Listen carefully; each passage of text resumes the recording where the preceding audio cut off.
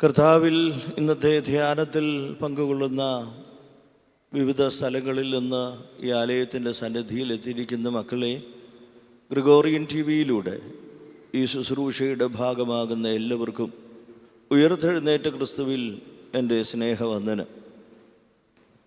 ഉയർപ്പിൻ്റെ നാളുകളാകുന്നു. ജീവിതത്തിൻ്റെ സാധ്യതകളെക്കുറിച്ച് ദൈവം പഠിപ്പിച്ച അനുഭവമാണ്. ഏതൊരു പ്രതിസന്ധിയിൽ നിന്നും മനുഷ്യനെ വീണ്ടും എഴുന്നേൽക്കാമെന്ന് ക്രിസ്തു പഠിപ്പിച്ച മഹത്തായ ഒരറിവാണ് ഉദ്ധാനം. ആ ഉദ്ധാനത്തിൻ്റെ മറ്റൊരു പ്രത്യേകത, എനിക്കും നിങ്ങൾക്കുമൊക്കെ ഇനിയും ഒരു ദൈവരാജ്യത്തിൽ ജീവിക്കാമെന്നുള്ള വലിയ അറിവിനെ ദൈവം നൽകിയതാണ്.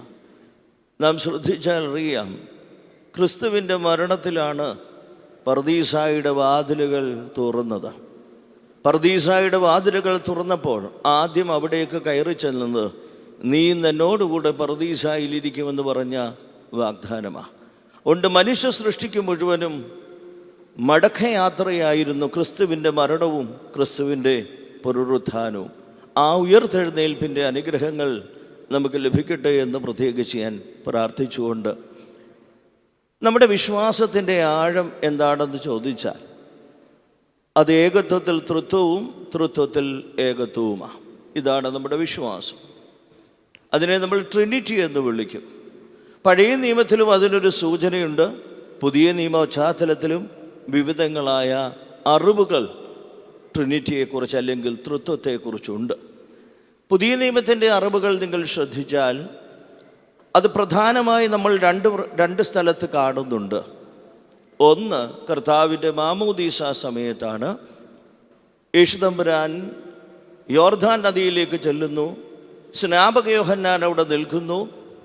അവിടെ ക്രിസ്തു ദൈവത്തിൻ്റെ പുത്രൻ താഴെ നിൽക്കുകയും സ്വർഗത്തിൽ നിന്ന് യഹോവ പറയുന്നു, ഇവൻ എൻ്റെ പ്രിയപുത്രൻ, മൈ ബെലോവ്ഡ് സൺ. തൊണ്ട് താഴേക്ക് പരിശുദ്ധ റൂഹ ഇറങ്ങുന്നു. അതുകൊണ്ട് പുതിയ നിയമ പശ്ചാത്തലത്തിൽ തൃത്വത്തിൻ്റെ ഒരു അറിവ് വേദപുസ്തകത്തിൽ വളരെ ഭംഗിയായി കാണുന്നത് കർത്താവിൻ്റെ മാമോദീസ സമയത്താണ്. സ്വർഗത്തിൽ നിന്ന് പിതാവ് പറയുന്നു, അത് പിതാവിൻ്റെ ശബ്ദം. പരിശുദ്ധ റൂഹായുടെ ശബ്ദം, അതായത് ഇറങ്ങി വരുന്നു. അവൻ്റെ മേൽ വരുന്നത് പ്രാവ് രൂപത്തിൽ. എന്നാൽ താഴെ ദൈവത്തിൻ്റെ പുത്രനായ ക്രിസ്തു നിൽക്കുന്നു. എന്നാൽ വീണ്ടും നമുക്ക് ഒരു രംഗം വേദപുസ്തകത്തിൽ ശ്രദ്ധിച്ചാൽ കാണുന്നത് ട്രാൻസ്ഫിഗർ മൗണ്ടിലാണ്, കർത്താവിൻ്റെ താബോർ മലയിലാണ്. അദ്ദേഹം തൻ്റെ അപ്പോസ്തലന്മാരുമായി ഈ താബോർ മലയിലേക്ക് കയറി ചെല്ലുകയും അവിടെ അദ്ദേഹം തേജസ്കരിക്കപ്പെടുകയും ചെയ്തു എന്നുള്ളത് വേദപുസ്തകത്തിലുണ്ട്. അവിടെ പിതാവ് പറയുന്നുണ്ട്, ഇവൻ പ്രിയപുത്രനാണ്, ഇവന് ചെവി കൊടുപ്പി. താഴെ പുത്രൻ തമ്പുരാൻ നിൽക്കുന്നു. മോശയും ഏലിയാവും സമീപത്ത് മരണാനന്തരത്തിന് ശേഷം നിൽക്കുന്നതായി നമ്മൾ വായിക്കുന്നു. എന്നാൽ അതോടൊപ്പം ഒരു വെള്ള മേഘം അവരുടെ മേൽ വന്നു. അത് പരിശുദ്ധ റൂഹായുടെ ആവാസമായിരുന്നു. അപ്പോൾ ഇവിടെ രണ്ട് തലങ്ങളിലും ട്രിനിറ്റിയെക്കുറിച്ചുള്ള അല്ലെങ്കിൽ തൃത്വത്തിൻ്റെ വിശ്വാസത്തെക്കുറിച്ചുള്ള നമ്മുടെ വിശ്വാസത്തിൻ്റെ ആഴം എവിടാണെന്ന് ചോദിച്ചാൽ പിതാവ്, പുത്രൻ, പരിശുദ്ധ റൂഹ. എന്നാൽ പഴയ നിയമ പശ്ചാത്തലത്തിലെ ഒരു സംഭവത്തിൽ നിന്നാണ് ഇന്നത്തെ ആ ചിത്രങ്ങളിലേക്ക് അല്ലെങ്കിൽ ചിന്തയിലേക്ക് ഞാൻ കടന്നു പോകുന്നത്. പഴയ നിയമത്തിൽ ഇപ്രകാരം നമ്മൾ കാണുന്ന ഒരു സന്ദർഭം ഉൽപ്പത്തി പുസ്തകം 18-ാം അധ്യായത്തിലാണ്. ഉൽപ്പത്തി പുസ്തകം 18-ാം അധ്യായത്തിൽ 3 പുരുഷന്മാർ, അതായത് അബ്രഹാമിൻ്റെ ഭവനത്തിലേക്ക് വരുന്നതായി വേദപുസ്തകത്തിലുണ്ട്. ചില വ്യാഖ്യാനങ്ങളിൽ അത് 3 ദൂതന്മാരാണ്. എന്നാൽ 3 പുരുഷന്മാരായി അബ്രഹാമിൻ്റെ ഭവനത്തിൽ വന്ന് അനുഗ്രഹങ്ങളെ പകർന്നിട്ട് സോദോമിലേക്ക് പോയ ഒരു ചിത്രം വേദപുസ്തകത്തിലുണ്ട്. ഈ 3 ദൂതന്മാരെ, ഒരുപക്ഷെ 3 പുരുഷന്മാരെ നമ്മൾ വായിക്കുന്നത് പൗരസ്ത്യ പിതാക്കന്മാരുടെ വ്യാഖ്യാനത്തിൽ അത് തൃത്വമാണ്. പിതാവ്, പുത്രൻ, പരിശുദ്ധ റൂഹ കനാൻ ദേശത്തിരിക്കുന്ന അബ്രഹാമിൻ്റെ അടുക്കിലേക്ക് വന്ന് അബ്രഹാമിനെ അനുഗ്രഹിക്കുന്ന ആ ചിത്രത്തിൽ ആ 3 പുരുഷന്മാരെ കൂടാരവാതിൽക്കൽ വെച്ച് കാണുമ്പോൾ അതിനെ പിതാക്കന്മാർ വ്യാഖ്യാനിക്കുന്നത് അത് തൃത്വത്തിൻ്റെ പഴയ നിയമ സൂചനയായിട്ടാണ്. അപ്പോൾ ഇതിൽ നിന്ന് ഒരു അന്വേഷണം നടത്തുവാൻ വേണ്ടിയാണ് ഞാനൊന്ന് പോകുന്നത്. തൃത്വത്തെക്കുറിച്ചുള്ള ആമുഖവാക്കുകൾ ഞാൻ പറഞ്ഞു എന്ന് മാത്രം. ഉൽപ്പത്തി പുസ്തകം 18-ാം അധ്യായം അതിൻ്റെ 20ഉം 21ഉം വാക്യങ്ങളാണ് ഇന്ന് നമ്മുടെ ശ്രദ്ധ ഞാൻ കൊണ്ടുവരുന്നത് ഒരു ധ്യാനത്തിനു വേണ്ടി. പിന്നെ യഹോവ സോദോമിൻ്റെയും ഗോമോറോയുടെയും നിലവിളി വലിയതും അവരുടെ പാപം അതികഠിനവുമാകുന്നു. ഞാൻ ചെന്ന് എൻ്റെ അടുക്കൽ വന്നെത്തിയ നിലവിളി പോലെ അവർ കേവലം പ്രവർത്തിച്ചിട്ടുണ്ടോ ഇല്ലയോ എന്ന് നോക്കി അറിയാം എന്ന് അരുളി ചെയ്തു. യഹോവയായ ദൈവം ഈ വാക്കുകൾ പറയുന്നത് നാം വിളിക്കുന്ന വിശ്വാസികളുടെ പിതാവായ ബഹുജാതികളുടെ പിതാവായ അബ്രഹാമിനോട് പറയുന്ന മനോഹരമായൊരു വാക്കാണ്. പിന്നെ യഹോവ സോദോമിൻ്റെയും ഗോമോറയുടെയും നിലവിളി വലിയതും അവരുടെ പാപം അതികഠിനവുമാകുന്നു. ഞാൻ ചെന്ന് എൻ്റെ അടുക്കൽ വന്നെത്തി നിലവിളി പോലെ അവർ കേവലം പ്രവർത്തിച്ചിട്ടുണ്ടോ ഇല്ലയോ എന്ന് നോക്കി അറിയാമെന്ന് അരുളി ചെയ്തു. ഈ ഭാഗത്തേക്ക് കയറുന്നതിന് മുമ്പ് നമ്മൾ വേദപുസ്തകം വായിച്ചാൽ ഒരു പ്രത്യേകതയുണ്ട്. പഴയ നിയമത്തിൽ ഉൽപ്പത്തി പുസ്തകം 6-ാം അധ്യായത്തിലേക്ക് വരുമ്പോൾ നിങ്ങൾക്കറിയാം, നോഹ എന്ന് പറയുന്ന ഒരു മനുഷ്യനെ കുറിച്ച് അവിടെ പറയുന്നുണ്ട്. നോഹയോട് ദൈവം പറയുന്നു, ദേശത്തുള്ളവരെല്ലാം വഷളത്വം പ്രവർത്തിക്കുന്നത് കൊണ്ട് നീ ഒരു വലിയ പെട്ടകമുണ്ടാക്കണം, ഈ ലോകത്തിന് സംഭവിക്കാൻ പോകുന്ന ജലപ്രളയത്തെക്കുറിച്ച് നീ പറയണം. അങ്ങനെ വരുമ്പോൾ നിന്നിലേക്ക് ആകർഷിക്കപ്പെടുന്നവരെല്ലാം ആ പെട്ടകത്തിനുള്ളിൽ ആക്കണം. അപ്പോൾ അവിടെ ഒരു പ്രവാചക ദൗത്യമായിരുന്നു നോഹയുടേത്. എന്നാൽ വീണ്ടും നിങ്ങൾ പഴയ നിയമത്തിൽ തന്നെ നിനുവ എന്ന പട്ടണത്തിനൊരു പ്രശ്നമുണ്ടായപ്പോൾ യോന എന്ന് പറയുന്ന പ്രവാചകനെ അവിടേക്ക് കൊണ്ടുവന്നു.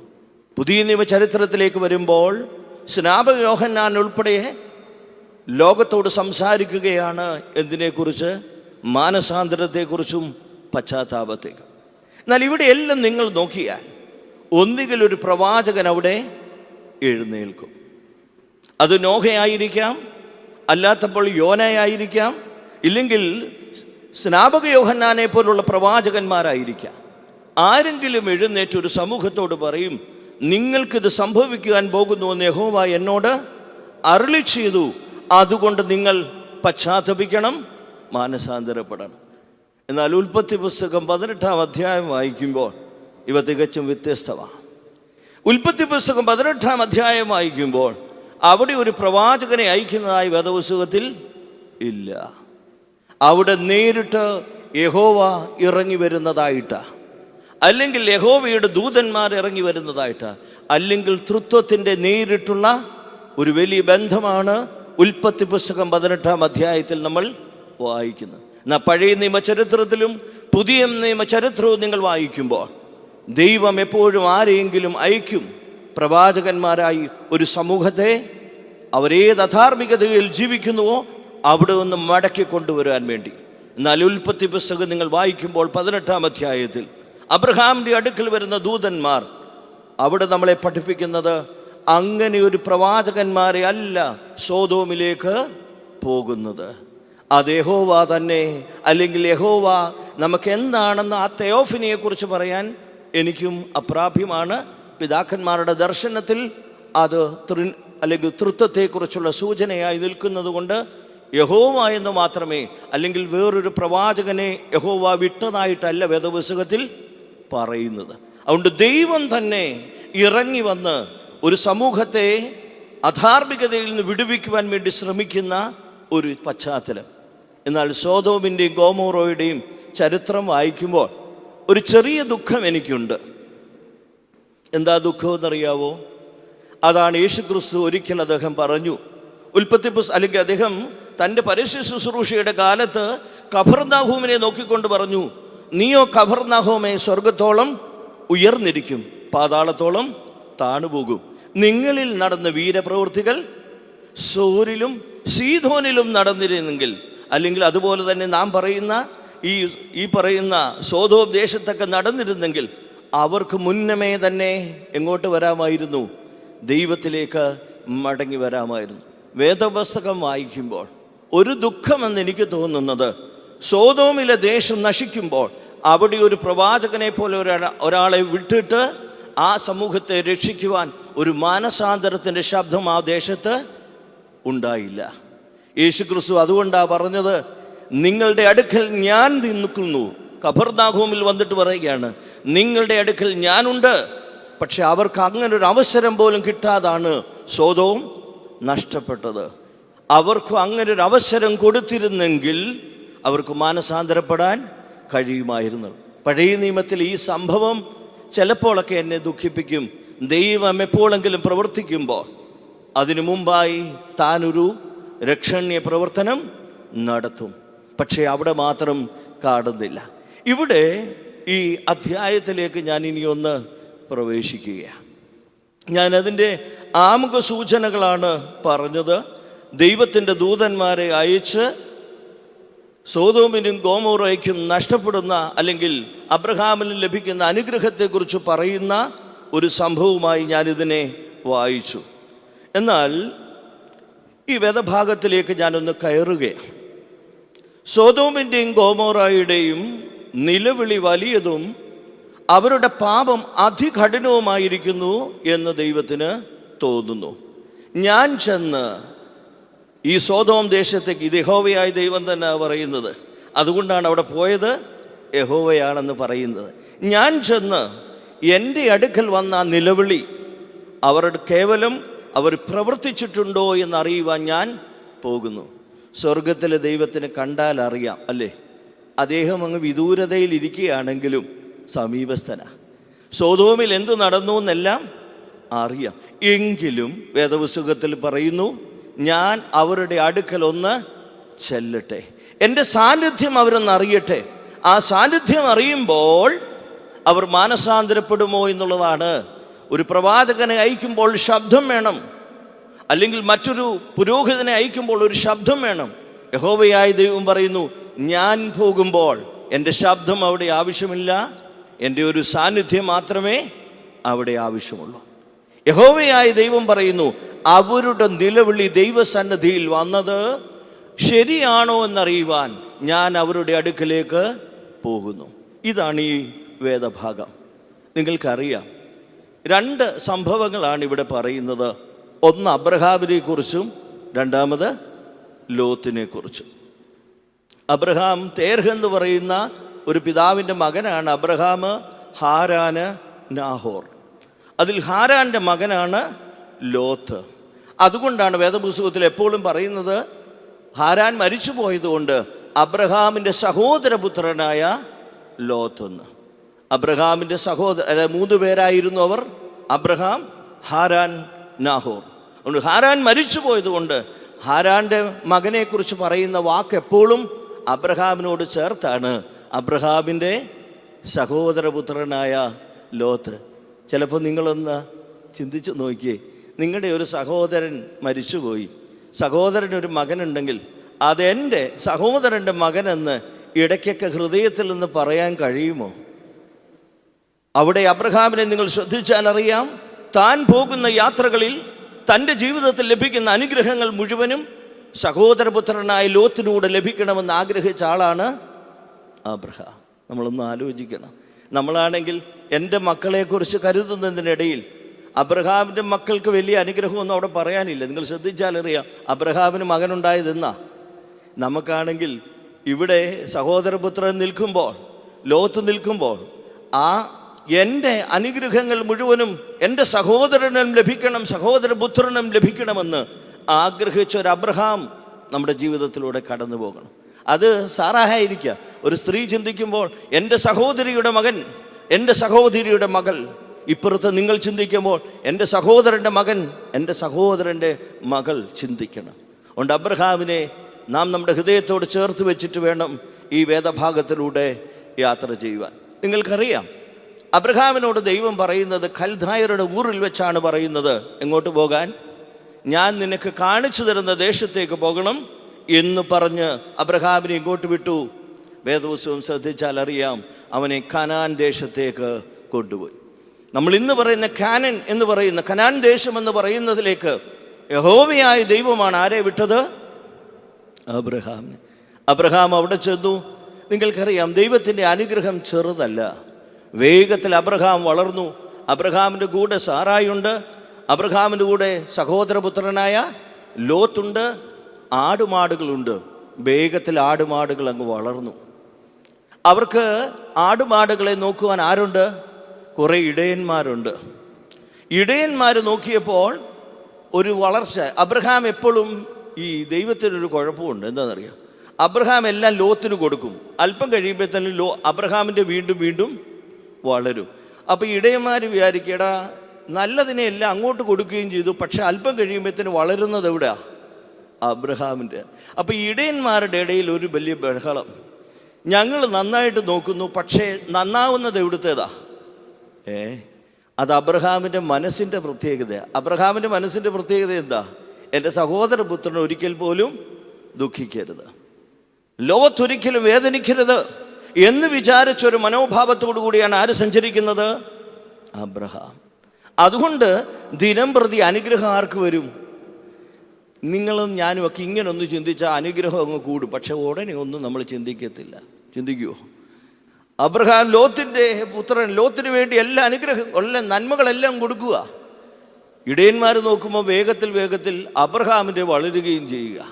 അപ്പോൾ അബ്രഹാമാണ് ഇവിടെ, ലോത്തല്ല പറയുന്നത്. ലോത്തിനറിയാം അബ്രഹാം ഉള്ള നന്മയല്ല എനിക്ക് ചെയ്യുന്നുണ്ട്, പക്ഷെ ദൈവത്തിൻ്റെ മഹാകരുണ എവിടെ വരുന്നത്? അബ്രഹാമിലൂടെ. അപ്പോൾ അബ്രഹാം പറഞ്ഞ വാക്ക്, ലോത്തെ നമ്മൾ തമ്മിൽ പിണങ്ങരുതെന്നാണ്. അതിന് അദ്ദേഹം പറയുന്നൊരു വാക്കെന്താണെന്നറിയോ? എൻ്റെ ഇടയന്മാരും നിൻ്റെ ഇടയന്മാരും തമ്മിൽ വഴക്കിട്ടാൽ അതാർക്ക് പ്രയാസം? നമുക്ക് പ്രയാസമാണ്. എനിക്കും നിനക്കും പ്രയാസമാകിയാൽ നിനക്കിഷ്ടമുള്ള സ്ഥലം നീ തിരഞ്ഞെടുത്തു. ഈ കാര്യം നിങ്ങൾക്കറിയാം. നീ ഇഷ്ടമുള്ളത് തിരഞ്ഞെടുത്തുകൊണ്ട് പോവുക. ഇവിടെ വരെ വിളിച്ചുകൊണ്ട് വന്നതാരാ? അബ്രഹാം. പക്ഷെ ആദ്യം തിരഞ്ഞെടുക്കേണ്ടത് ആരാ? ലോത്ത്. ഇവിടെ അബ്രഹാം പറഞ്ഞു കൊടുക്കുന്ന ആര് തിരഞ്ഞെടുക്കാനാ?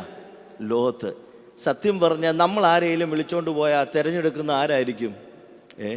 നിങ്ങൾ ആരെയെങ്കിലും ഒരു മക്കളെ ഒന്ന് ഇപ്പം മിഡിൽ ഈസ്റ്റ് ഒന്നും അല്ലല്ലോ, ഇപ്പോൾ എല്ലാം അങ്ങ് ഓസ്ട്രേലിയ, ന്യൂസിലൻഡൊക്കെയാണ്, മൈഗ്രേഷൻ്റെ കാലഘട്ടമാണല്ലോ. പണ്ടാണെങ്കിൽ നമുക്കറിയാം മിഡിൽ ഈസ്റ്റിലേക്ക് കൊണ്ടുപോകുന്ന ഒരു യാത്രയാണ്. അപ്പോൾ അവിടേക്ക് കൊണ്ടുപോയി കഴിഞ്ഞ് അനുഗ്രഹമൊക്കെ ആയി കഴിയുമ്പോൾ കൊണ്ടുപോയ ആൾ പറയും, ഇന്ന പോലൊക്കെ നീ ചെയ്യണം, അല്ലേ? അങ്ങനല്ലേ ചെയ്യുന്നേ? അങ്ങനെയാണെന്ന് എൻ്റെ വിശ്വാസം. നിങ്ങൾ ഇങ്ങനെയൊക്കെ ചെയ്യണം. വളർച്ചയൊക്കെ ആയി കഴിയുമ്പോൾ പറയും, നിനക്ക് ഇത്രയൊക്കെ അനുഗ്രഹങ്ങളായി, ഇന്ന രീതിയിലൊക്കെ നീ പ്രവർത്തിക്കണം. നിങ്ങൾ അബ്രഹാമിനെ ശ്രദ്ധിച്ചാൽ അറിയാം, അബ്രഹാം ലോത്തിനെ വിളിച്ചു കൊണ്ടുപോയി കനാൻ ദേശത്തെ അനുഗ്രഹങ്ങളിലെല്ലാം വളർന്നു, ഏറിയ കാലങ്ങളൊക്കെ കൊടുത്തു. അബ്രഹാം പറയുന്നു, എൻ്റെ മുമ്പിൽ ഇതെല്ലാം നിൽക്കുന്നു, നീ എന്ത് വേണമെങ്കിലും തിരഞ്ഞെടുത്തുകൊള്ളുക, ബാക്കിയുള്ളത് ഈ വിശ്വാസം ദൈവ മനുഷ്യർക്കേ പറ്റത്തുള്ളൂ മക്കളെ. ദൈവ മനുഷ്യർക്ക് മാത്രമേ ഇത് സാധിക്കുകയുള്ളൂ. നമ്മളാണെങ്കിൽ വിചാരിക്കും, ഏറിയത് നല്ലത് ഞാൻ എടുത്തു വെച്ചാലാണ് അത് വളരുന്നത്. പക്ഷെ അബ്രഹാം അത് ചെയ്തോ? അതുകൊണ്ട് ലോത്ത് നോക്കി, യോർദാൻ അരികെയുള്ള സ്ഥലമെല്ലാം ഫലപുഷ്ടിയുള്ളതെന്ന് കണ്ട് ലോത്ത് എന്ത് സ്വീകരിച്ചു? ആ സ്ഥലം എടുത്തു.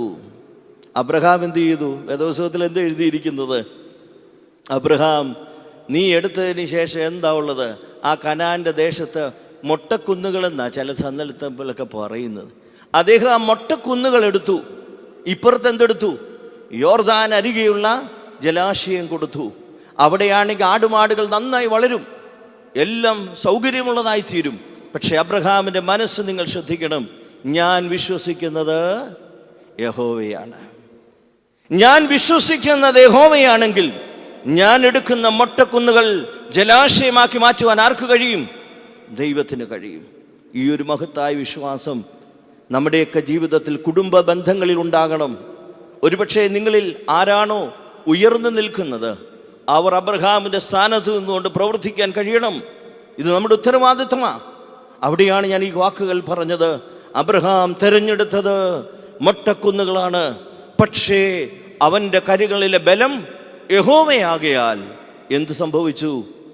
അത് കുറച്ച് നാൾ കഴിഞ്ഞപ്പോൾ മൊട്ടക്കുന്നുകൾ ജലാശയങ്ങളായി മാറി.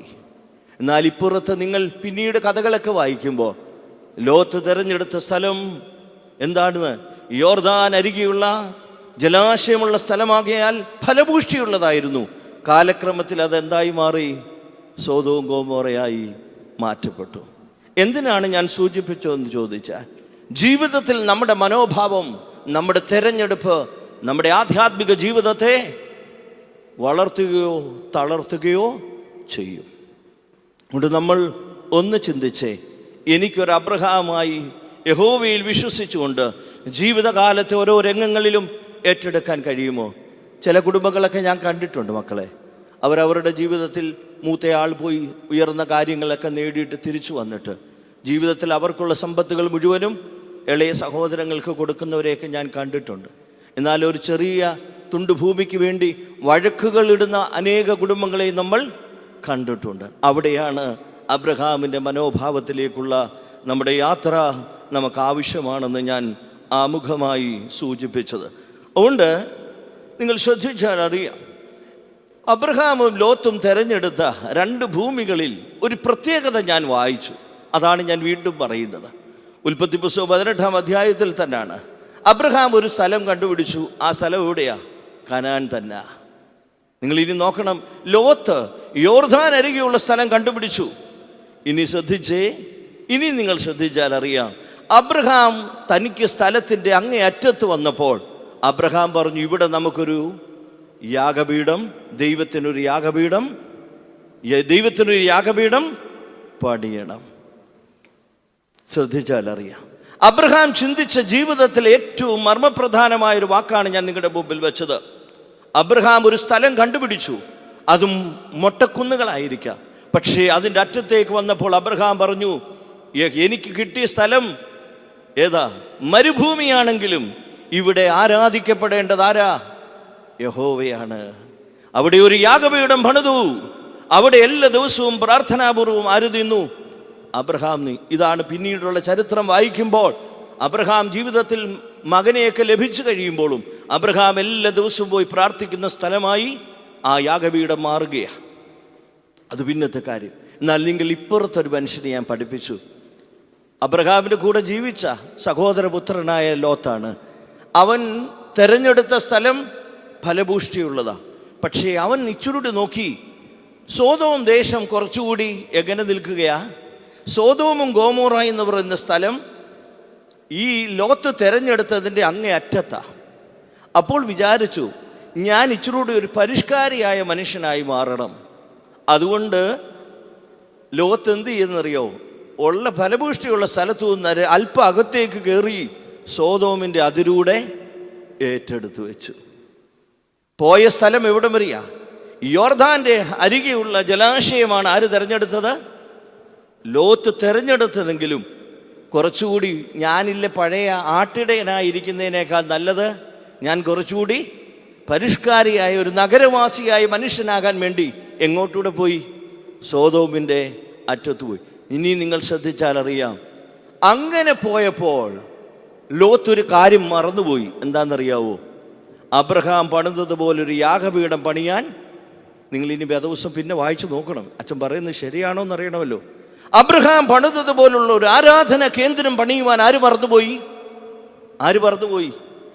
ഇത് നിങ്ങളും ഇപ്പം ചില വീടുകളിൽ ഞാൻ നോക്കുമ്പോൾ ഒരു പ്രത്യേകത, നിങ്ങളുടെ എല്ലാം വീട്ടിൽ ഞാൻ പറയും, ഞാൻ എൻ്റെ സ്നേഹിക്കുന്ന ഭവനങ്ങളിലെല്ലാം ചെല്ലുമ്പം പറയും, നിങ്ങൾക്കറിയുമോ, ഹിന്ദുക്കളുടെ ഭവനങ്ങളിൽ പോയാൽ അവർക്കൊരു പൂജാമുറി അവരെല്ലായിടത്തും, നിങ്ങൾ ശ്രദ്ധിച്ച, അവരൊരു പൂജാമുറി ഉണ്ടാക്കും. നമുക്കാണെങ്കിൽ 4 ബെഡ്റൂം കഴിഞ്ഞാലും ഒരു പ്രാർത്ഥിക്കുന്ന മുറിയെക്കുറിച്ചുള്ള ചിന്ത വളരെ കുറവാണ്. അതുകൊണ്ട് ഞാൻ ഏതെങ്കിലും വീട്ടിൽ ചെല്ലുമ്പോൾ പറയും, ഞാൻ സ്നേഹിക്കുന്ന ഭവനങ്ങളാണെങ്കിൽ പറയും, നിങ്ങൾക്കിവിടെ ഒരു പ്രാർത്ഥനാ മുറി ആവശ്യമാണ്, അത് വെച്ചിരിക്കണം. അബ്രഹാം നമ്മളെ പഠിപ്പിച്ചതാ.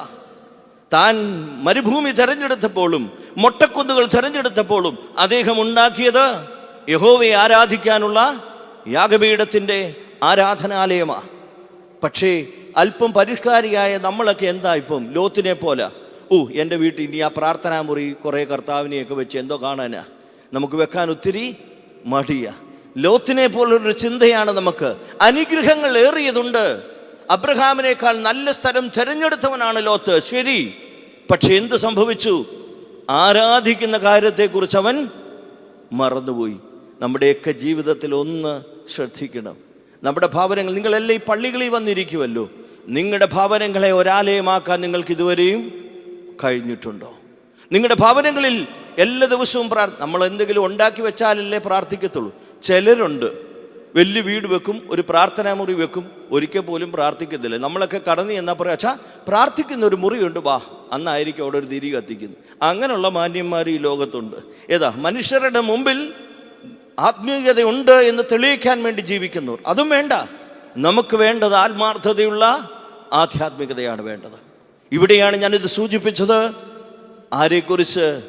ലോത്തിനെ കുറിച്ച്. അബ്രഹാം ജീവിതത്തിലെ അനുഗ്രഹത്തിന് മുമ്പായി എനിക്ക് എന്തെങ്കിലും ലഭിക്കുന്നെങ്കിൽ അത് യഹോവയുടെ കയ്യിൽ നിന്നാകിയാൽ എനിക്ക് വേണ്ടത് ദൈവത്തിൻ്റെ ആലയമാണ്, അല്ലെങ്കിൽ യാഹ്വയിടത്തിൽ ദൈവസന്നിധിയിൽ വന്ന് പ്രാർത്ഥിക്കുന്നതാണെന്ന് അബ്രഹാം തീരുമാനിച്ചപ്പോൾ ഇപ്പുറത്ത് ലോത്ത് പരിഷ്കാരിയായി നഗരവാസിയായി മാറാൻ ആഗ്രഹിച്ചുകൊണ്ട് സോദോമിലേക്ക് കുറച്ചുകൂടി അതിരുകൾ ഇങ്ങോട്ട് എടുത്തു വെച്ചു. അതോടുകൂടി എന്ത് നഷ്ടപ്പെട്ടു? പ്രാർത്ഥിക്കുന്നതിനെക്കുറിച്ച് നഷ്ടപ്പെട്ടു. നമ്മുടെയൊക്കെ പുത്തൻ തലമുറകളെ നിങ്ങൾ വായിക്കുമ്പോൾ നമുക്കുള്ള പ്രശ്നം ഇതാണ്. പരിഷ്കാരത്തിലേക്ക് നമ്മൾ മാറുന്നു, അല്ലെങ്കിൽ നമ്മൾ കുറച്ചുകൂടി മോഡേൺ ലോകത്തിലേക്ക് ജീവിക്കുവാൻ ശ്രമിക്കുമ്പോൾ നമുക്ക് സംഭവിച്ചുകൊണ്ടിരിക്കുന്ന ഒരു കാര്യമാണ് എന്ത്? പ്രാർത്ഥനായുടെ ജീവിതത്തിലേക്കുള്ള യാത്ര നഷ്ടപ്പെടുന്നു. ഞാൻ ഇനിയും വേദഭാഗത്തിലൂടെ ഞങ്ങൾ പറയുക. അങ്ങനെ അബ്രഹാം ഇങ്ങനെ ഒരു കൂടാരം അടിച്ച്, ടെൻറ്റുകൾ അടിച്ച് ഇങ്ങനെ ജീവിച്ചുകൊണ്ടിരിക്കുമ്പോൾ ഒരു ദിവസം രാവിലെ അദ്ദേഹം ഇങ്ങനെ മമ്രയുടെ തോപ്പിലിരിക്കുക. മമ്രയുടെ തോപ്പിലിരുന്ന് മുമ്പോട്ട് നോക്കിയപ്പോൾ 3 പുരുഷന്മാർ അവിടെ വന്ന് നിൽക്കുന്നു. 3 പുരുഷന്മാരെ കണ്ടു. ഉടനെ അബ്രഹാം താനായിരിക്കുന്ന സ്ഥലത്തു നിന്ന് ഓടി എവിടെ ചെന്നു? ആ 3 പുരുഷന്മാരുടെ അടുക്കൽ ചെന്ന് നിലത്തോളം കുനിഞ്ഞ് അവരെ വന്ദിച്ചു. എന്നിട്ട് പറഞ്ഞു, നിങ്ങൾ എങ്ങോട്ട് പോവുകയാ? എൻ്റെ ഭവനത്തിൽ വന്ന് എന്തെങ്കിലും ഭക്ഷണം കഴിക്കണം. അങ്ങനെ ഈ 3 ദൂതന്മാർ അല്ലെങ്കിൽ 3 പുരുഷന്മാരെ അബ്രഹാം വിളിച്ചുകൊണ്ട് ഭവനത്തിലേക്ക് വന്നു. സാറായോട് പറഞ്ഞു, കുറച്ച് മാവൊക്കെ കുഴയ്ക്ക്. അവർക്ക് ഏറ്റവും നല്ലൊരു ആട്ടിൻകുട്ടിയെ എടുത്തുകൊണ്ട് വന്നു. എല്ലാ കാര്യങ്ങളും ചെയ്തു അവർക്ക് ഭക്ഷണം കൊടുത്തു. അബ്രഹാമിൻ്റെ ഭവനത്തിൽ വന്ന് അനുഗ്രഹങ്ങൾ പ്രാപിച്ചു. ഉടനെ അബ്രഹാമിനോട് അബ്രഹാം ഇത്രയും കാര്യങ്ങൾ ചെയ്തപ്പോൾ, മനസ്സിൽ നിന്ന് ചെയ്തു കഴിഞ്ഞപ്പോൾ എന്തു പറ്റി? ദൂതന്മാർ പറഞ്ഞു, നിനക്കിതുവരെ മക്കളില്ലല്ലോ, നിനക്ക് അടുത്ത വർഷം മക്കളെ ലഭിക്കും. അബ്രഹാം ചെയ്ത ഒരു പ്രവൃത്തിയിൽ നിന്ന് ദൈവത്തിൻ്റെ വലതുകരം ആരുടെ മേൽ വന്നു? അബ്രഹാമിൻ്റെയും സാറയുടെ മേലും വന്നു. അടുത്ത വർഷം ദൈവത്തിൻ്റെ വലിയ അനുഗ്രഹം അബ്രഹാമിനും സാറയ്ക്കും ലഭിക്കാൻ പോകുന്നു. ഭയങ്കര സന്തോഷമായി. സാറ ചിരിച്ച ഒരു സംഭവമൊക്കെ അവിടെ നിങ്ങൾ പറയുന്നുണ്ട്. സാറ ചിരിക്കുകയൊക്കെ ചെയ്തു. അപ്പോൾ ദൂതന്മാർ ചോദിച്ചു, സാറ എന്തിനാ ചിരിച്ചത്? സാറ പറഞ്ഞു, ഞാൻ ചിരിച്ചിട്ടൊന്നുമില്ല എന്നൊക്കെ പറഞ്ഞു. സാറ ചിരിച്ചതിന് കാര്യമുള്ളൂ, ഈ പ്രായമായി ഞാനിനിയും ഈ 88-90 വയസ്സിൽ ഇനി എന്തോ പ്രസവിക്കാനാ, അതുകൊണ്ട് സാറ ചിരിച്ചതാ, അല്ല വേറെ ഒന്നുമില്ല. അബ്രഹാമും പറഞ്ഞു, പലപ്പോഴും ദൈവം പറയുന്നില്ല, നീ മകളിലോട്ട് നോക്ക്, നക്ഷത്രം പോലെ മക്കൾ വരും, താഴത്തെ മണൽത്തരി പോലെ ഇങ്ങനെ പ്രസവിക്കുമെന്നൊക്കെ പറയുന്നത് കേട്ടിട്ടുണ്ട്. അപ്പോൾ ഈ കേട്ടത് കൊണ്ട് അറിയാതെ ഒന്ന് ചിരിച്ചു പോയതാ. എന്നാലും അബ്രഹാം ഈ ദൂതന്മാർ അല്ലെങ്കിൽ ഈ പുരുഷന്മാർ പറഞ്ഞത് വിശ്വസിച്ചു കൊണ്ട് നിൽക്കുക. എന്നാൽ അബ്രഹാം തിരിച്ച്, ഞാനിത് നോക്കിയപ്പോൾ ഒരു ദൈവ മനുഷ്യർ നിങ്ങളുടെ ഭവനത്തിലേക്ക് വരുമ്പോൾ നിങ്ങളുടെ മനോഭാവത്തെക്കുറിച്ചുള്ള അബ്രഹാമിൻ്റെ ചിത്രം കൂടിയാണ് ഞാനൊന്ന് വായിച്ചത്. നമ്മളെയൊക്കെ ആണെങ്കിൽ വിളിച്ചു പറയും ഇല്ലേ, ഇവിടെ എനിക്ക് ഇഷ്ടപ്പെട്ടത് എന്താണെന്നറിയോ? ഈ പുരുഷന്മാർ ഈ വീട്ടിൽ കയറാൻ വേണ്ടി വന്നതല്ലാന്നോ? അല്ല, അവിടെ കൂടെ നടന്നു പോയപ്പോൾ അത് ആകാംക്ഷയോട് കാത്തിരുന്ന ആളാണ് ആര്? അബ്രഹാം. നമ്മുടെ വീട്ടിലോട്ട് വിളിച്ചു പറയും, നാളെ നിങ്ങളുടെ വീട്ടിലോട്ട് വരുന്നുണ്ട്, അച്ഛാ ഇങ്ങോട്ട് വരരുത്, വലിയ ബുദ്ധിമുട്ടാണ്, വേറെ ചില കാര്യങ്ങൾ ഞങ്ങൾക്ക് ഉണ്ട്. സത്യം പറഞ്ഞാൽ അത് നല്ലതാ. മനസ്സോടുകൂടി നിങ്ങളെ ഭവനത്തിലേക്ക് വിളിച്ചാൽ മാത്രമേ ആ ഭവനത്തിന് അനുഗ്രഹം ഉണ്ടാകത്തുള്ളൂ. എന്തുമായിക്കൊള്ളട്ടെ, ഇവിടെ അബ്രഹാമിൽ ഞാൻ ഇഷ്ടപ്പെട്ടത് നടന്നുപോയ ദൂതന്മാരുടെ വെളിച്ചം കാണാനുള്ള കഴിവ് അബ്രഹാമിനുണ്ട്. അതുകൊണ്ട് അബ്രഹാം 3 ദൂതന്മാരെയും 3 പുരുഷന്മാരെ വിളിച്ച് തൻ്റെ ഭവനത്തിൽ കൊണ്ടുവന്ന് ആവശ്യമുള്ളത് കൊടുത്തു. ഇത് കഴിഞ്ഞപ്പോൾ ദൈവത്തിന് സന്തോഷമായി. അവസാനം ഈ പുരുഷന്മാർ പോയപ്പോൾ കൂടെ ആരൂടെ പോയി? അബ്രഹാം ഇങ്ങനെ നടന്നു. അപ്പം ഈ 3 ദൂതന്മാർ അല്ലെങ്കിൽ 3 പുരുഷന്മാർ അല്പം അകലോട്ട് ചെന്നിട്ട് പറയുകയാണ്, ഞങ്ങൾക്ക് നിന്നോട് ചില കാര്യങ്ങൾ പറയാനുണ്ട്, പറയാതെ പോകാനാണ് ആഗ്രഹിച്ചത്, പക്ഷെ പറയാതിരിക്കാൻ പറ്റില്ല. അനുഗ്രഹത്തെക്കുറിച്ച് പറഞ്ഞു. എന്തുവാ? നിനക്ക് സാറായിലൊരു കുഞ്ഞ്, പക്ഷെ എനിക്ക് ഇനിയും നിന്നോട് പറയാനുള്ള കാര്യം ഞങ്ങൾ മറച്ചു വച്ചിരിക്കുക. ആ മറച്ചു വച്ചിരിക്കുന്ന കാര്യങ്ങൾ കൂടി പറയണമെന്നുണ്ട്. കാരണം നീ ദൈവത്തിൻ്റെ സ്നേഹിതനാണ്, അതുകൊണ്ട് ഞങ്ങൾക്ക് നിന്റെ മുമ്പാകെ മറച്ചു വെക്കാൻ. അപ്പോൾ അബ്രഹാം ചോദിച്ചു, എന്താണ് എന്നോട് പറയാനുള്ളത്? അബ്രഹാമിനോട് ഈ ദൂതന്മാർ പറയുന്ന വാക്ക്, ഞങ്ങൾ വന്നത് നിന്റെ സ്ഥലത്തുകൂടി സോദോമിലേക്ക് പോകാനാ. ഞങ്ങൾ സോദോം നശിപ്പിക്കുന്നതിന് മുമ്പാണ് നിന്റെ അടുക്കൽ കയറിയത്. സോദോമിൻ്റെയും ഗോമോറയുടെയും നിലവിളി വന്നു, അത് ശരിയാണോ എന്നറിയാൻ വേണ്ടി ഇതുവഴി വന്നതാ. പക്ഷേ സോദോമിനടുത്ത് ആരുണ്ട്? ലോത്ത് നിപ്പുണ്ട്. ഒരു പക്ഷേ അവൻ്റെ മരണവും അതുകൊണ്ട് സാധ്യമാകും. കാരണം അബ്രഹാം ചിന്തിച്ചു, എൻ്റെ സഹോദരപുത്രൻ വീണ്ടും സ്ഥലം വല്ലതും കയ്യേറി പോയപ്പോൾ ഇനി സോദോമോട് കയറി പിടിച്ചെങ്കിൽ ഇവർ പോകുന്ന വഴി എങ്ങോട്ടാ?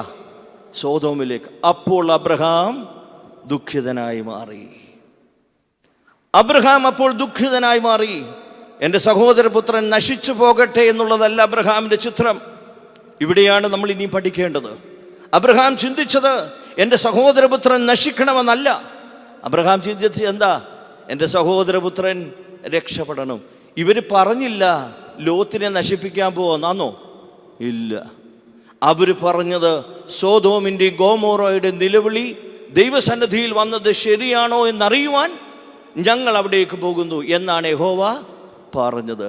ഈ 3 പുരുഷന്മാർ ഇത് പറഞ്ഞപ്പോൾ അബ്രഹാമിന് ഭയങ്കര ദുഃഖമായി. ഇനി വേദപുസ്തകം നിങ്ങൾ ശ്രദ്ധിച്ചാൽ അറിയാം, ഈ 3 പുരുഷന്മാർ എങ്ങോട്ട് യാത്രയായി? സോദോമിലേക്ക്. അബ്രഹാം എങ്ങോട്ട് പോയെന്നറിയാവോ? താൻ യാഗപീഠം പണിത് ദൈവത്തോട് സംസാരിക്കുന്ന സ്ഥലത്തേക്ക് ചെന്നു. ശ്രദ്ധിച്ചാൽ അറിയാം, ഒരു ദുഃഖകരമായ വസ്തുത, എൻ്റെ സഹോദരപുത്രൻ നശിക്കുന്നു അല്ലെങ്കിൽ സോദോം നശിക്കപ്പെടുന്നു എന്ന് ആരിൽ നിന്ന് കേട്ടു? ഈ പുരുഷന്മാരിൽ നിന്ന് കേട്ടപ്പോൾ അബ്രഹാം വേദനിച്ച് എങ്ങോട്ടാ ചെന്നത്? അവൻ യഹോവയോട് സംസാരിക്കാൻ പോയെന്ന വേദപുസ്തകത്തിലുള്ളൂ. അവൻ യഹോവയോട് സംസാരിക്കുന്ന സ്ഥലം എവിടെയാ? അവൻ ആ യാഗപീഠത്തിൻ്റെ മുമ്പിലാണ്. അവൻ യാഗപീഠത്തിൻ്റെ മുമ്പിൽ ചെന്ന് ദൈവത്തോട് സംസാരിക്കാനായി ശ്രമിക്കുക. അബ്രഹാമിനെ നിങ്ങൾ ശ്രദ്ധിച്ചാൽ അറിയാം, അബ്രഹാം പറയുകയാണ് യഹോവയോട്. ആ പുരുഷന്മാർ പോയി കഴിഞ്ഞപ്പോൾ അബ്രഹാം സംസാരിക്കാൻ തുടങ്ങി. നിങ്ങളൊന്ന് ശ്രദ്ധിച്ചേ, നമ്മളൊക്കെ വീട്ടിൽ പ്രാർത്ഥിക്കുന്ന മുറിയിലിരുന്ന് ആരോടാ സംസാരിക്കേണ്ടത്? ആരോട് സംസാരിക്കണം? യഹോവയോട് സംസാരിക്കണം. അവിടെ യഹോവയോട്, നമ്മൾ ഈ ബലിപീഠത്തിൻ്റെ മുമ്പിൽ വന്ന് നിൽക്കുന്നത് ആരോട് സംസാരിക്കാനാ? യഹോവയോട് സംസാരിക്കാനാ, അല്ലെങ്കിൽ ദൈവത്തോട് സംസാരിക്കാൻ, അല്ലെങ്കിൽ നമ്മുടെ ക്രിസ്തുവിനോട് സംസാരിക്കാനാണ് നിങ്ങൾ ഈ ആലയത്തിൽ ഇരിക്കേണ്ടത്. അവിടെയാണ് നമ്മുടെ ഏലി പ്രവാചകൻ്റെ മുമ്പാകെ ആര് പറഞ്ഞു? ആ ഹന്നാ പ്രവാചകി പറഞ്ഞതുപോലെ, ഞാൻ ദൈവത്തോട് എൻ്റെ സങ്കടം പകരുകയായിരുന്നു. അതുകൊണ്ട് നിങ്ങളൊക്കെ ഇവിടെ ഇരുന്ന് ദൈവസന്നിധിയിൽ പ്രാർത്ഥിക്കുമ്പോൾ ദൈവസന്നിധിയിലേക്ക്, അതായത് അബ്രഹാമിൻ്റെ ജീവിതത്തിൽ സഹോദരപുത്രനായ ലോത്തിനൊരു പ്രശ്നമുണ്ടാകുന്നു എന്നറിഞ്ഞപ്പോൾ അബ്രഹാം ആ 3 ദൂതന്മാരിലൂടെ കേട്ടപ്പോൾ അവർ സോദോം നശിപ്പിക്കാനായി പോകുന്നു. അവരെ തടയാനൊന്നും അബ്രഹാമിന് കഴിഞ്ഞില്ല. അബ്രഹാം നേരെ എങ്ങോട്ട് പോയി? നേരെ പോയി യാഗപീഠത്തിൻ്റെ മുമ്പിലിരുന്നു യഹോവയോട് സംസാരിക്കാൻ തുടങ്ങി. എന്താണെന്നറിയാമോ? അബ്രഹാം, നിങ്ങളൊന്ന് ആലോചിച്ചേ, അബ്രഹാം എന്താണ് ദൈവത്തോട് സംസാരിച്ചതെന്ന് ചോദിച്ചാൽ, ഈ വേദപുസ്തകത്തിൽ നമ്മൾ വായിക്കുമ്പോൾ അറിയാം, സോദോമിലേക്കുള്ള ദൂതന്മാരുടെ യാത്രയിൽ അബ്രഹാം ആദ്യം പ്രാർത്ഥിച്ചത് എന്താണെന്ന് ചോദിച്ചാൽ വേദപുസ്തകത്തിൽ ഇല്ല. പക്ഷെ ഞാൻ പറയും, ഞാൻ എങ്ങനെയാണോ ഈ ദൂതന്മാരെ സ്വീകരിച്ചത്, അതുപോലെ എൻ്റെ സഹോദരപുത്രനായ ലോത്ത് ഈ ദൂതന്മാർ അവിടെ ചെല്ലുമ്പോൾ ഒന്ന് സ്വീകരിക്കണം. കാരണം ഇന്നത്തെ പോലെ മൊബൈലൊന്നുമില്ലല്ലോ. വിളിച്ചു പറഞ്ഞു, എടാ മോനെ വരുന്നുണ്ടടാ 2 എണ്ണം, അവനെ നീ സ്വീകരിച്ചാൽ നീ രക്ഷപ്പെടും എന്നൊക്കെ വിളിച്ചു പറയാൻ വല്ല വഴിയുണ്ടോ? ഒരു വഴിയില്ല. അതുകൊണ്ടാണ് ഇപ്പോൾ ആ ദൈവം തന്നെ സംസാരം കുറച്ച്. കാരണം നമ്മൾ ഉടനെ ഒരു അനുഗ്രഹം കിട്ടി അവിടെ ഇവിടെ എല്ലാം വിളിച്ചു പറയും. അതാണല്ലോ ഇപ്പോഴത്തെ കാലഘട്ടം. എവിടെയെങ്കിലും അനുഗ്രഹം ഉണ്ടെങ്കിൽ അടുത്ത ദിവസം പത്രത്തിൽ വരും. പിന്നെ ഇവിടെ ഇരിക്കുന്ന എല്ലാം അതിൻ്റെ പുറകെ പോകും. എന്നാൽ ദൈവത്തിൻ്റെ പ്രവാചകനായ അബ്രഹാമിനെ ഞാൻ ശ്രദ്ധിച്ചപ്പോൾ, നിങ്ങൾ ശ്രദ്ധിച്ചാൽ അറിയാം, ജീവിതയാത്രയിൽ ഒരു വലിയ അനുഗ്രഹം, ഒരു വലിയ പ്രയാസം വരുന്നു എന്ന് പറഞ്ഞപ്പോൾ അബ്രഹാം എന്ത് ചെയ്തു? ലോത്തിനു വേണ്ടി പ്രാർത്ഥിക്കാൻ വേണ്ടി യഹോവയുടെ അടുക്കൽ ചെന്നു. നമ്മളാണെങ്കിൽ സ്വന്തം കാര്യം പറയാനാ പോകുന്നത്. ഇവിടെ സഹോദരപുത്രനായ ലോത്തിന് എന്തെങ്കിലും സംഭവിക്കാതിരിക്കാൻ അബ്രഹാം ആരുടെ അടുക്കൽ ചെന്നു? ദൈവസന്നിധിയിൽ ചെന്ന് നിന്നു. എന്നിട്ട് ദൈവത്തോട് പ്രാർത്ഥിച്ചത് എന്താണെന്നാണ് ഞാൻ പറഞ്ഞത്. എന്താ പ്രാർത്ഥിച്ചത്? ദൈവമേ, ഇവിടുന്ന് അവർ പറഞ്ഞിട്ട് പോയത് എന്തുവാ? ഞങ്ങൾ അവിടെ ചെന്ന് നോക്കും. ആരാ? ഈ 3 ദൂതന്മാർ പറഞ്ഞത്, ഞങ്ങൾ അവിടെ ചെന്ന് നോക്കും, അവിടെ നടക്കുന്ന കാര്യങ്ങളൊക്കെ ശരിയാണെങ്കിൽ ഞങ്ങൾ എന്തു നശിപ്പിക്കും? സോദോം നശിപ്പിക്കും. അപ്പോൾ അബ്രഹാം ചിന്തിച്ചു, എൻ്റെ വീടിൻ്റെ പടുക്കലിലൂടെ പോയ ഈ 2 പ്രവാചകന്മാർ, ഈ 3 പുരുഷന്മാരുണ്ടല്ലോ, അവരെ ഞാൻ വിളിച്ചതുപോലെ ലോത്തിനും ജീവിതത്തിൽ ഓർമ്മയുണ്ട്. യഹോവയായി ദൈവം വിളിച്ചിട്ടാണ് അബ്രഹാമിൻ്റെ കൂടെ വന്നത്. ഈ 2 പുരുഷന്മാരെ കാണുമ്പോൾ അവനൊരു ദൈവ വെളിച്ചം തോന്നി. അവരെ അവൻ്റെ ഭവനത്തിലേക്ക് വിളിക്കണമേ എന്നാണ് ആര് പ്രാർത്ഥിച്ചത്? അബ്രഹാം പ്രാർത്ഥിച്ചതെന്നാണ് എൻ്റെ വിശ്വാസം. വേദപുസ്തകത്തിൽ ഇല്ല, പക്ഷെ എൻ്റെ വിശ്വാസം അതാണ്.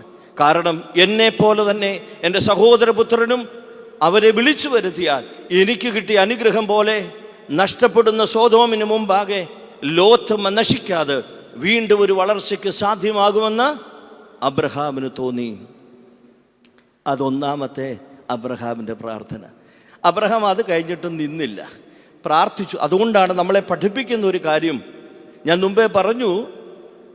മറ്റുള്ളിടത്തൊക്കെ മാനസാന്തരത്തെക്കുറിച്ചും പശ്ചാത്താപത്തെക്കുറിച്ചും പറഞ്ഞിട്ടാണ് അനേകരെ ദൈവസന്നിധിയിലേക്ക് പ്രവാചകന്മാരെ അയക്കുന്നു. അവർ പോയി മാനസാന്തരം പറഞ്ഞു ദൈവസന്നിധിയിലേക്ക് വരുന്നു. ഇവിടെ മാത്രമുള്ള പ്രത്യേകത, അബ്രഹാം പ്രാർത്ഥിച്ച് സഹോദരപുത്രനെ രക്ഷിക്കുന്നു. ഇവിടെ മാത്രമാണ് നമ്മളത് കാണുന്നത്. അബ്രഹാം പ്രാർത്ഥിച്ച് സഹോദരപുത്രനായ ലോത്തിനെ സോദോമിൻ്റെ നാശത്തിൽ നിന്ന് രക്ഷിക്കുന്നു. അപ്പോൾ നമ്മളെ എന്താ പഠിപ്പിച്ചത്? നിങ്ങൾ പ്രാർത്ഥിച്ചാൽ ജീവിതകാലത്ത് നഷ്ടപ്പെടുന്നതിൽ നിന്ന് വിമോചിപ്പിക്കാൻ ദൈവത്തിന് കഴിയും. അബ്രഹാം യാഗപീഠത്തിന് മുമ്പിൽ നിന്ന് പ്രാർത്ഥിച്ചു, എൻ്റെ സഹോദരപുത്രനായ ലോത്ത് നഷ്ടപ്പെടരുത് എന്ന വലിയ പ്രാർത്ഥനയാണ് ആര് നടത്തിയത്? അബ്രഹാം നടത്തിയത്. അത് കഴിഞ്ഞിട്ട് അബ്രഹാമിന് ഒരു സംശയം. കാരണം വർഷങ്ങളായിട്ട് ഈ ദൈവം മക്കളെ തരുമെന്ന് പറഞ്ഞ പുള്ളിയല്ലേ, ഇതുവരെയും കിട്ടിയിട്ടുണ്ടോ? ഇല്ല. അപ്പോൾ അബ്രഹാമിന് രണ്ടാമതൊരു സംശയം, അങ്ങനല്ല എങ്കിലും ഞാൻ ദൈവത്തോട് ഇനിയും ചോദിക്കും. എന്തോ ചോദിച്ചത്? സത്യം പറഞ്ഞാൽ എന്നെ സന്തോഷിപ്പിച്ച ചോദ്യമാണ്. കർത്താവേ, യഹോവേ, 50 നീതിമാന്മാരുണ്ടെങ്കിൽ സോദോം നീ അങ്ങനെ നമ്മളത് വായിക്കണം. 50 നീതിമാന്മാരുണ്ടെങ്കിൽ നീ സോദോമിനെ. യഹോവ പറഞ്ഞില്ലടാ. അപ്പോൾ അവന് മനസ്സിലായി 50 ഇല്ല. അല്ലേ പുള്ളി ഉടനെ ആൻസർ ചെയ്യത്തില്ലല്ലോ, അല്ലേ? അങ്ങനെയല്ലേ? എടാ 50 ഉണ്ടോ എന്ന് ചോദിച്ചു. ഇല്ലെന്ന് പറഞ്ഞാൽ സോദോം നശിപ്പിക്കാൻ പോകുന്നു. 50 ഉണ്ടോ എന്ന് ചോദിച്ചു. ഉടനെ ദൈവം ഉത്തരം കൊടുത്തു, എന്തില്ല? അപ്പം പുള്ളി വിചാരിച്ചു ഒരു 5 കുറച്ചാലോ, 45. അപ്പോഴും ദൈവം പറഞ്ഞില്ലടാ. അപ്പോൾ അവന് മനസ്സിലായി 45 അവിടെ ഇല്ല. അല്ലേ അത്ര എളുപ്പം ഉത്തരം പറയത്തില്ലല്ലോ. അത് കഴിയുമ്പോൾ 40. അപ്പോഴും ദൈവം പറഞ്ഞു ഞാൻ നശിപ്പിക്കത്തില്ല സോദോം. പിന്നെ അത് 30 ആയി, 20 ആയി, 10 ആയി. ഇനിയും കഴിഞ്ഞപ്പം അബ്രഹാം മിടുക്കനാ, ഇല്ലേ? 10 വരെ ആയി കഴിഞ്ഞപ്പോൾ എന്തില്ല? പിന്നെന്തില്ല? ഇനി 5 ചോദിച്ചാൽ ആരൂടെ പോകുമെന്നറിയാം.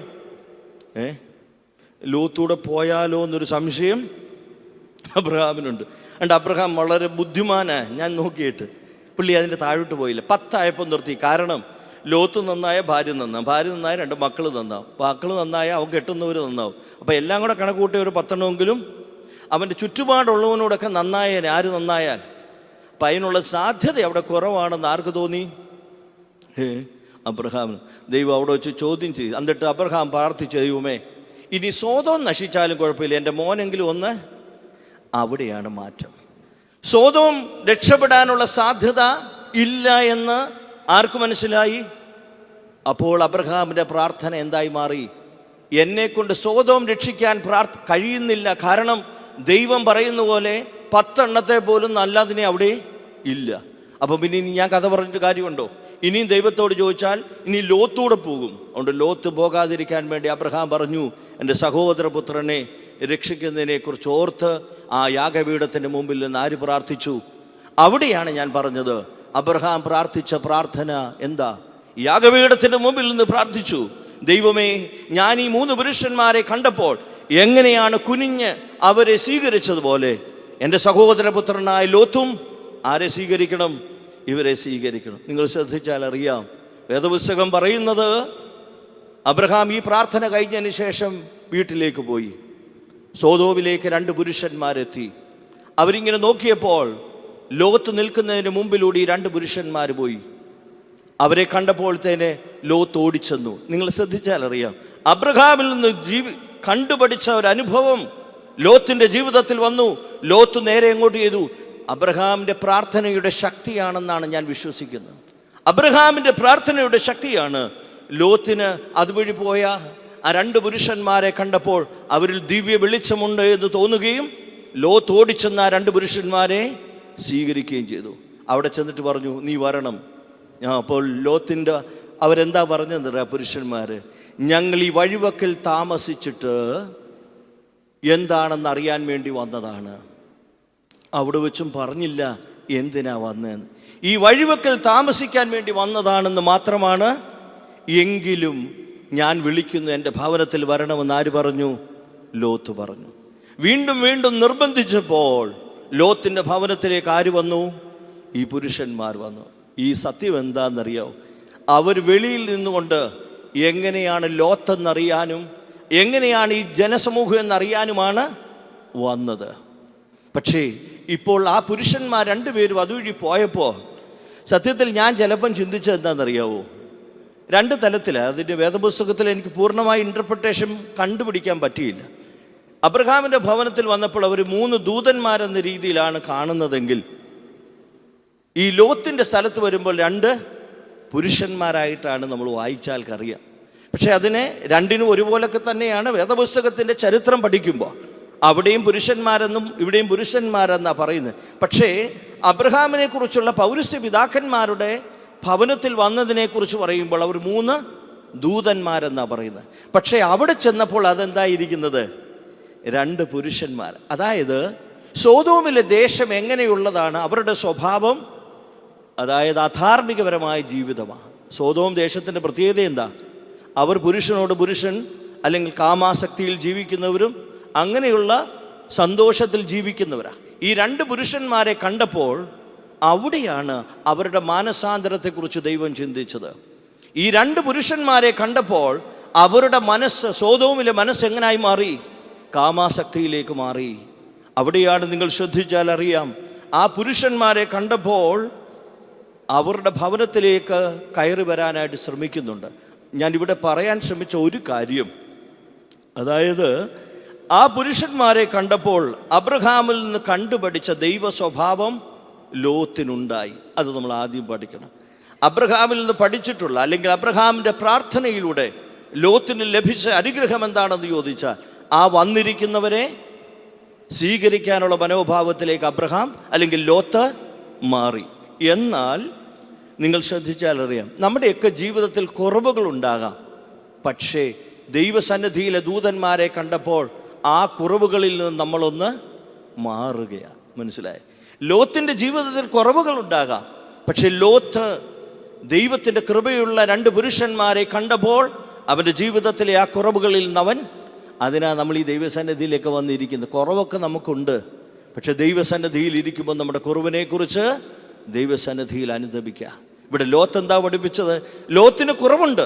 സോദോമിലെ സമൂഹത്തിൻ്റെ ബന്ധങ്ങളിലേക്കൊക്കെ പോയി പ്രാർത്ഥനാ മുറി ഇല്ലാതെ അല്ലെങ്കിൽ ആരാധനാലയം സ്ഥാപിക്കാതെ താൻ തൻ്റെ ജീവിതത്തിലൊക്കെയാ. പക്ഷേ ഇപ്പോൾ എന്ത് സംഭവിച്ചു? 2 ദൂതന്മാരെ കണ്ടപ്പോൾ അവൻ്റെ മനസ്സ് ദൈവാരാധനയിലേക്ക് ഉയർന്നു. അതുകൊണ്ട് നമ്മളൊക്കെ പള്ളി വന്നിരിക്കുമ്പോൾ നിങ്ങൾ ശ്രദ്ധിക്കേണ്ടത്, നമ്മളെല്ലാം കുറവുള്ളവരാ, നമ്മളൊക്കെ ബലഹീനരാണ്. പക്ഷെ ദൈവസന്നിധിയിൽ ഇരിക്കുമ്പോൾ ലോത്തിനെ പോലെയാണ് ആ പുരുഷന്മാരെ തിരിച്ചറിഞ്ഞ് ഞാൻ ദൈവത്തിൻ്റെ ബന്ധത്തിൽ ഇരിക്കുന്നു എന്നുള്ള അറിവിലേക്ക് വരികയാണ്. ആ ഒരു വലിയ ബന്ധം നമ്മളെ ആത്മീകപരമായി വളർത്തുകയാണ്. അതുകൊണ്ട് അബ്രഹാം കൂടാരം നീക്കി അടിച്ചപ്പോൾ അവിടെ നമ്മൾ വായിക്കുകയാണ്, ലോത്ത് പുരുഷന്മാരെ കണ്ടപ്പോൾ അബ്രഹാമിൻ്റെ ജീവിതത്തിൽ കണ്ട ഓർമ്മകളെ ലോത്തിൻ്റെ ജീവിതത്തിലേക്ക് വരുന്നു. ലോത്ത് നിർബന്ധിച്ച് ഈ പുരുഷന്മാരെ ആ ഭവനത്തിലേക്ക് കൊണ്ടുവന്നു. അവർ വന്ന് ഈ ഭവനത്തിലായി. പക്ഷേ ലോത്തിനോട് ആ നേരം വരെ പറഞ്ഞില്ല സോദോം നശിപ്പിക്കാൻ പോകുന്നുവെന്ന്. കാരണം എന്തുകൊണ്ടാണെന്ന് ചോദിച്ചാൽ, ആ പുരുഷന്മാർ പുറത്തു നിന്ന് ലോത്ത് ഈ മനുഷ്യരെ സ്വീകരിച്ചില്ലായിരുന്നെങ്കിൽ ലോത്ത് കൂടി സോദോമിൽ നശിക്കുമായിരുന്നു.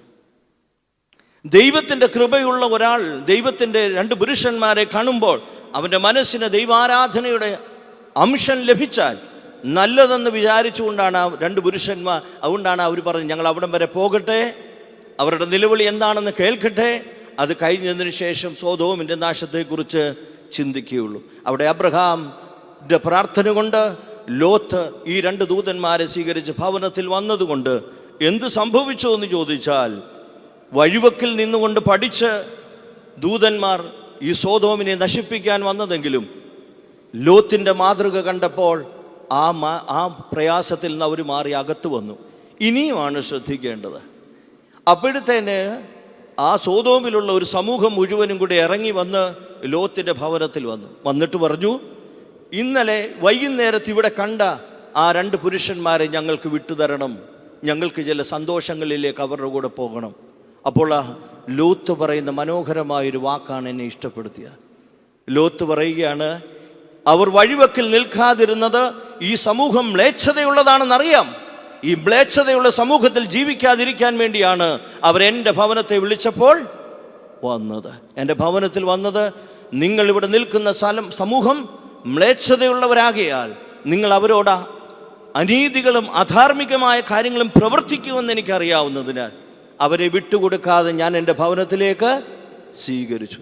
ഇനിയും ലോത്ത് പറയുന്നൊരു വാക്ക് നിങ്ങൾ ശ്രദ്ധിച്ചാലറിയാം. നമ്മൾ ഇടയ്ക്കിടയ്ക്ക് പറഞ്ഞു ലോത്ത് ഇച്ചിരി മോശമാണെന്ന്. പക്ഷേ ലോത്ത് പറഞ്ഞൊരു മനോഹരമായ വാക്കുണ്ട്. എന്താണെന്നറിയാമോ? പുരുഷൻ തൊടാത്ത രണ്ട് പെൺകുട്ടികൾ എൻ്റെ ഭവനത്തിലുണ്ട്. പുരുഷൻ തൊടാത്ത രണ്ട് പെൺകുട്ടികൾ എൻ്റെ ഭവനത്തിലുണ്ട്. ഈ രണ്ട് പുരുഷന്മാരെ വിട്ടുതരത്തില്ല, പകരം എൻ്റെ മക്കളെ വേണമെങ്കിൽ നിങ്ങൾക്ക് വിട്ടുതരാം.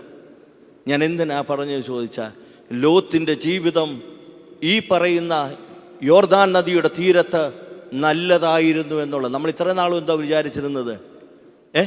ലോത്തിൻ്റെ ജീവിതം മോശമായിരുന്നു. പക്ഷേ ലോത്ത് പറയുന്ന വാക്കിൽ നിന്ന് നിങ്ങൾ ശ്രദ്ധിച്ചാൽ അറിയാം, ഒരു പുരുഷൻ തൊടാത്ത രണ്ട് പെൺകുട്ടികൾ എൻ്റെ ഭവനത്തിലുണ്ട്.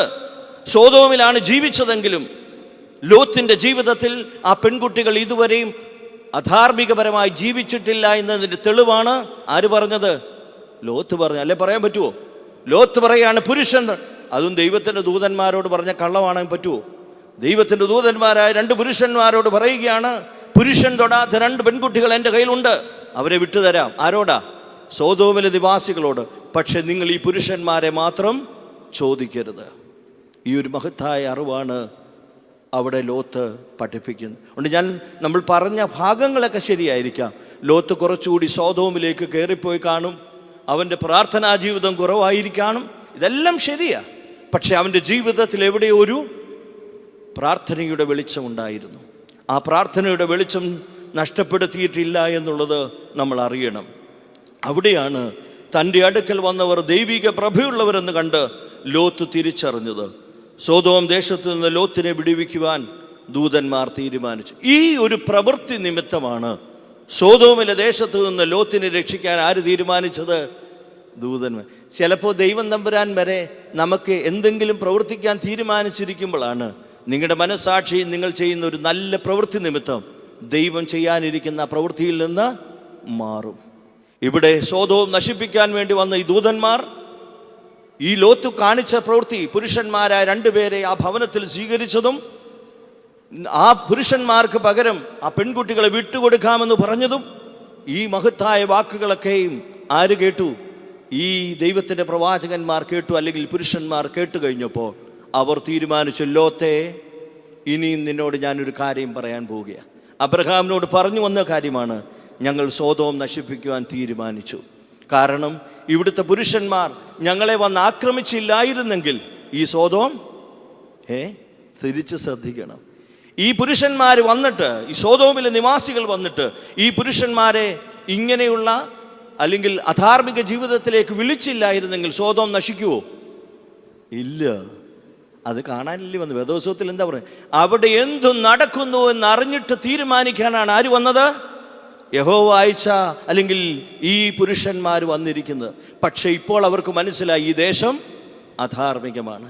അതിൽ നല്ലതായി അല്പമെങ്കിലും ജീവിക്കുന്ന ആരാ? ലോത്താണ്. അതുകൊണ്ട് ലോത്തിനോട് പറഞ്ഞു, സോദോം നശിപ്പിക്കാൻ പോകുന്നു. നിന്നെ മാത്രമായി രക്ഷിക്കണമെങ്കിൽ ഒരു കാര്യം ചെയ്യണം, വേഗത്തിൽ നീ ഇറങ്ങണം. ഇവിടെ നിന്ന് ഇറങ്ങണമെന്ന് വേഗത്തിൽ ആരോട് പറഞ്ഞു? ലോത്തിനോട് പറഞ്ഞു. ലോത്തിന് മനസ്സിലായി.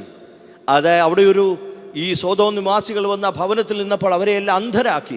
ഈ പുരുഷന്മാരെ പിടിച്ചോണ്ട് പോകാൻ വേണ്ടി വന്നതാണ് അവർ. ഉടനെ അവരെ അന്ധരാക്കി കളഞ്ഞു.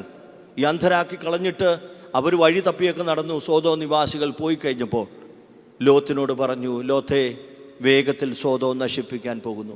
നശിപ്പിക്കാതിരിക്കാൻ വേണ്ടിയാണ് ഞങ്ങൾ വന്നത്. പക്ഷേ അവരുടെ സ്വഭാവം ഇപ്പോഴും ഞങ്ങളെ കണ്ടിട്ടും ദൈവ മനുഷ്യരായ ഞങ്ങളെ നീ കണ്ടതുപോലെ കാണാനുള്ള കഴിവ് ആർക്കില്ല? ഈ സോദോം നിവാസികൾക്കില്ല. അതുകൊണ്ട് സോദോം നശിപ്പിക്കുന്നു. അതുകൊണ്ട് വേഗത്തിൽ ഇറങ്ങണമെന്ന് പറഞ്ഞു, നിർബന്ധിച്ചു. ഉച്ചയായപ്പോഴത്തേന് വളരെ വേഗത്തിൽ ലോത്തിനെയും ലോത്തിൻ്റെ ഭാര്യയെയും 2 മക്കളെയും അവരെ വിവാഹം കഴിക്കുന്നവരെയൊക്കെ വിളിച്ചു. അവർ പറഞ്ഞു, ഇവൻ കള്ളം പറയുക.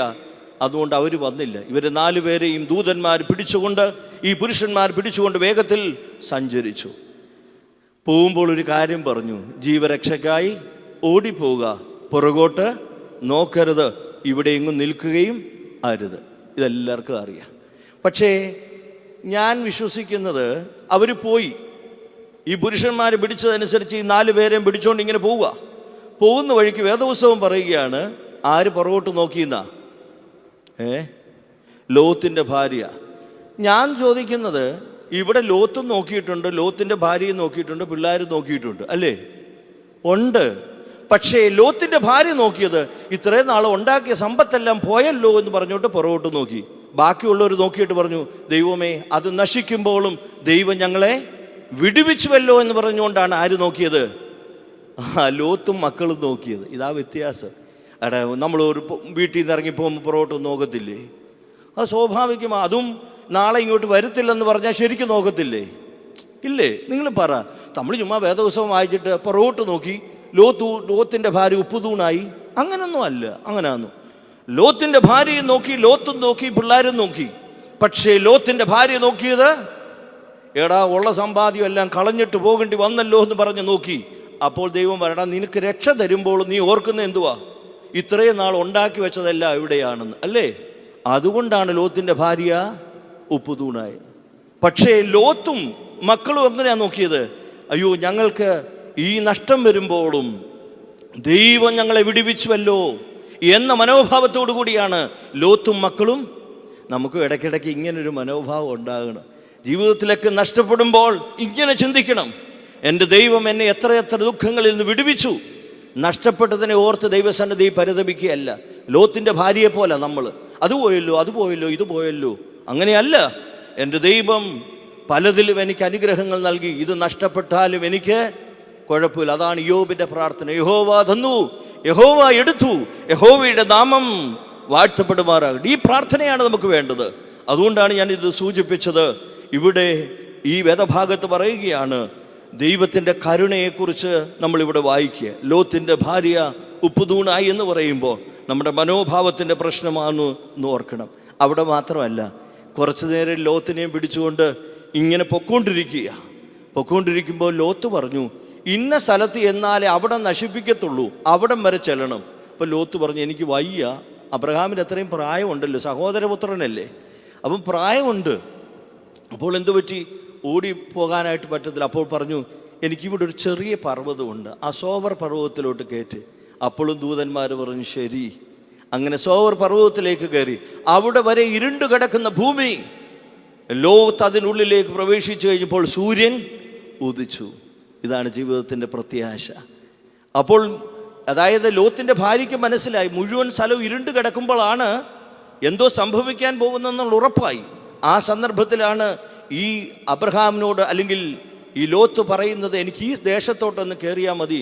അങ്ങനെ ഒരു പർവ്വതത്തിലേക്ക് കയറുമ്പോൾ അവിടെ ഒരു പ്രകാശം ഉദിച്ചു. സോവർ ദേശത്ത് വെച്ച്, ആ പർവ്വതത്തിൽ വെച്ച് പ്രകാശം ഉദിച്ചു എന്നാണ് വേദപുസ്തകത്തിൽ പറയുന്നത്. എന്താ കാര്യം?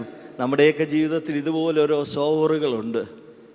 ജീവിതത്തിലെല്ലാം നഷ്ടപ്പെടുമ്പോഴും ദൈവം കരുതിയിരിക്കുന്ന ചില സോവറുകളുണ്ട്. ആ പ്രദേശത്തേക്ക് കയറുമ്പോൾ അവിടം വരെ ഇരുട്ടായിരുന്നു. ലോത്ത് അതിലേക്ക് പ്രവേശിച്ചു. സൂര്യൻ അവിടെ ഊതിച്ചു എന്ന്. നമ്മുടെയൊക്കെ ജീവിതത്തിൽ ദൈവം നൽകുന്ന പ്രത്യാശയുടെ ശബ്ദമാണ് സോവർ. അതിന് വലിയ ദൂരത്തിലേക്കാണ് വിചാരിച്ചതെങ്കിലും ദൈവത്തിൻ്റെ അനന്തമായ കൃപകൾ അവിടെ ലഭിക്കുക. അതുകൊണ്ട് നമ്മൾ ഓർക്കുക, നിന്റെ രക്ഷയ്ക്കായിട്ട് ദൈവം ചില പദ്ധതികൾ ഒരുക്കിയിട്ടുണ്ട്. ദൈവം ആ വഴികൾ നിന്റെ ജീവിതത്തെ മാറ്റിമറിക്കുന്നതാണ്. അതൊരു പുതിയ വഴി തുറക്കുന്നതാണ്. അത് നോഹയുടെ അടുക്കലേക്ക് വന്ന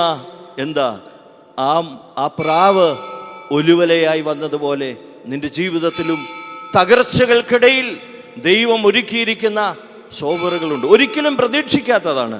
പ്രതീക്ഷിക്കാത്തത് ദൈവം നമുക്ക് വേണ്ടി ഒരുക്കിയിട്ടുണ്ട്. അതുകൊണ്ട് അബ്രഹാമിൻ്റെ അടുക്കൽ നിന്ന് പോയ ലോത്തിനെയാണ് ഞാൻ പഠിപ്പിച്ചത്. എന്നാൽ അബ്രഹാം സഹോദരപുത്രനെ കുറിച്ച് ഓർത്ത് പ്രാർത്ഥിക്കുന്നുണ്ട്. ആ പ്രാർത്ഥനയാണ് അബ്രഹാമിനെ ഈ വലിയ അല്ലെങ്കിൽ ലോത്തിനെ ഈ മഹാ അനുഗ്രഹത്തിലേക്ക് കൊണ്ടുപോകുന്നത്. അതുകൊണ്ട് അബ്രഹാം സഹോദരപുത്രനെ ഓർത്ത് എപ്പോഴും പ്രാർത്ഥിച്ചിരുന്നുവെന്നും അതിനാൽ ആ 3 പുരുഷന്മാർക്ക് ആവശ്യമായ നന്മകളെ ചെയ്തു കൊടുക്കുവാൻ ലോത്തിന് കഴിഞ്ഞുവെന്നുള്ളത് നമ്മൾ മറക്കരുത്. അതുകൊണ്ട് സോദം നശിപ്പിക്കാൻ വേണ്ടിയാണ് പോയതെങ്കിലും ആ പുരുഷന്മാരുടെ സ്വഭാവം, സോദോമിലെ ദേശനിവാസികളുടെ സ്വഭാവം ഈ 2 പുരുഷന്മാരെ കണ്ടപ്പോൾ മാറ്റപ്പെട്ടിരുന്നുവെങ്കിൽ സോദോം നശിക്കുകയില്ലായിരുന്നു. അത് സാധിക്കാഞ്ഞതുകൊണ്ട് ലോത്തിൻ്റെ ജീവിതത്തിൻ്റെ ആ സ്നേഹം കണ്ടിട്ട് ലോത്തിനെ വിടുവിക്കുന്ന ദൈവത്തെക്കുറിച്ചാണ് ഞാൻ പറഞ്ഞത്. ഞാൻ ആമുഖത്തിൽ പറഞ്ഞ വാക്കുകൾ നിങ്ങൾ മറന്നു പോകരുത്.